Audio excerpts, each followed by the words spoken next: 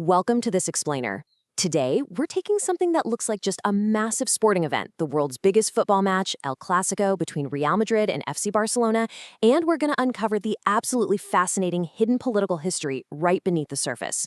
We're going to see exactly how decades of authoritarian history built the very foundation for the incredible spectacle we know today.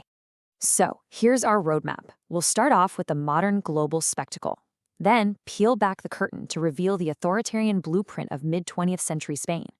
We'll look at Madrid's role as the regime's ambassador, Barcelona's identity as the Catalan resistance, how all this controversy spilled right onto the pitch, and finally, why this is just so much more than a game. All right, Section 1, the modern global spectacle, when Messi versus Ronaldo ruled the world. We're starting our journey at the absolute peak of modern football. Picture this. Two literal titans, completely transforming a historic rivalry. On one side, you've got Lionel Messi, making the beautiful game look incredibly easy with his fluid, close-touch dribbling, the ultimate tactician. And going head-to-head against him, Cristiano Ronaldo, representing sheer physical perfection, using unbelievable aerial dominance and ruthless efficiency. In this clash, it drew hundreds of millions of global viewers. It wasn't just a big game in Spain anymore. I mean, broadcast times were literally adjusted for international markets, turning this fixture into the absolute most watched domestic match in all of world football. But you really have to wonder, why was the tension so incredibly high? Why did it almost feel like a war out there?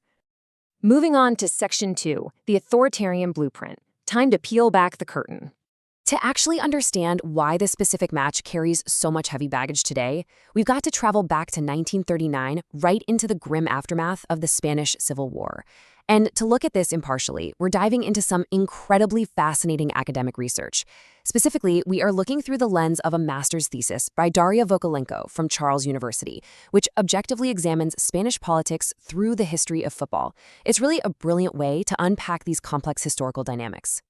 Okay, so the absolutely crucial piece of the puzzle here is understanding how political scientist Juan Linz defines the era of Francisco Franco. Linz theorized that Franco's Spain wasn't fully totalitarian, but rather an authoritarian regime. What does that actually mean? Well, it means it relied on limited pluralism and a unifying mentality, rather than a strictly enforced, super elaborate ideology. The main goal was to maintain control by heavily suppressing any regional opposition and forcing one singular national identity. So Franco aggressively suppressed regionalism to make way for centralized Spanish nationalism. He strictly targeted Catalan culture across the board. Castilian Spanish was declared the single official language. Boom, 7 daily Catalan newspapers were just shut down. You couldn't even print a simple business card in Catalan. And incredibly, children were legally forced to take Castilian names. Which brings us to Section 3, Madrid, the regime's ambassador and building the capital's pride.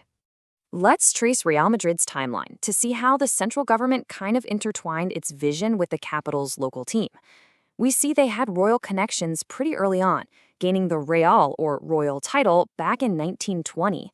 But the real game changer for the modern era happens in 1943 when Santiago Bernabéu takes over as president. By 1947, he oversees the opening of the massive Santiago Chamartín Stadium, which could hold an astounding 75,000 spectators. That made it the largest in Europe at the time. Now, I should definitely point out it's super important that Real Madrid was already a really successful club way before the Franco era. I mean, they had established early dominance by winning 4 consecutive cups in their formative years between 1905 and 1908. But wow. Look at this staggering statistic. During Franco's actual rule, Real Madrid hit this totally unprecedented level of international success. They completely dominated the newly formed European Cup, winning it 6 times during his regime, while their rivals, FC Barcelona, won absolutely 0. The Franco government obviously saw this incredible sporting success as a golden opportunity.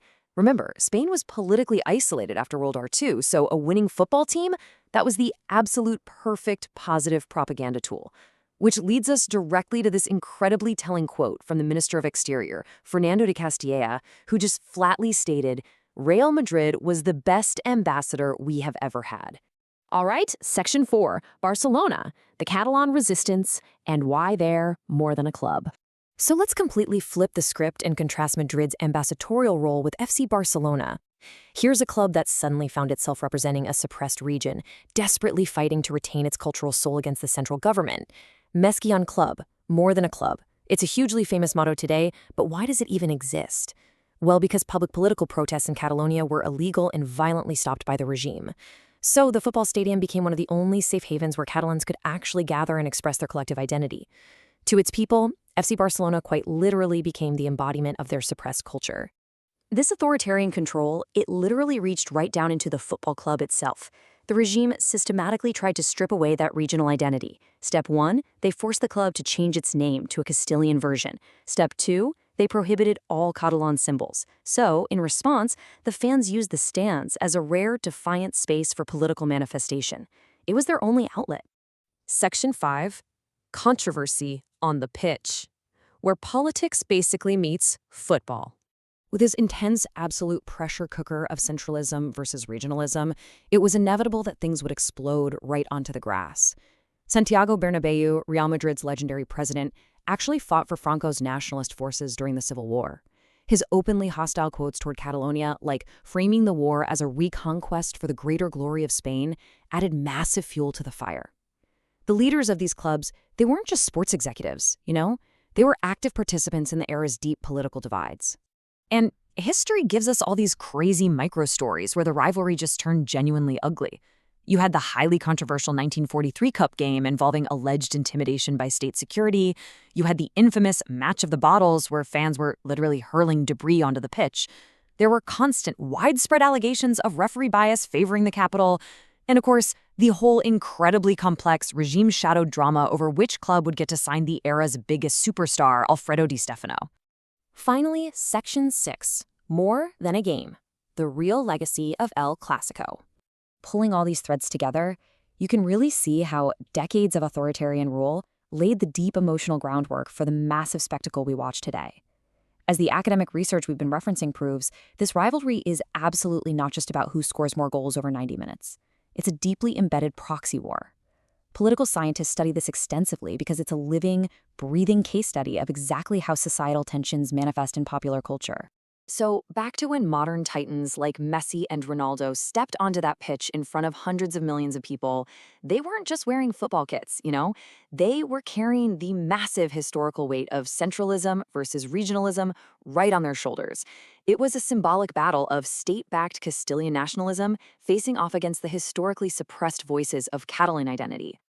So, I'm gonna leave you with a final, kind of provocative thought to ponder. The next time you see these two legendary clubs line up in the tunnel, ask yourself, is El Clásico just a football match that reflects history, or is it history continuing to play out on a football pitch? Thank you so much for joining me for this explainer. Keep learning, keep questioning, and I'll catch you next time.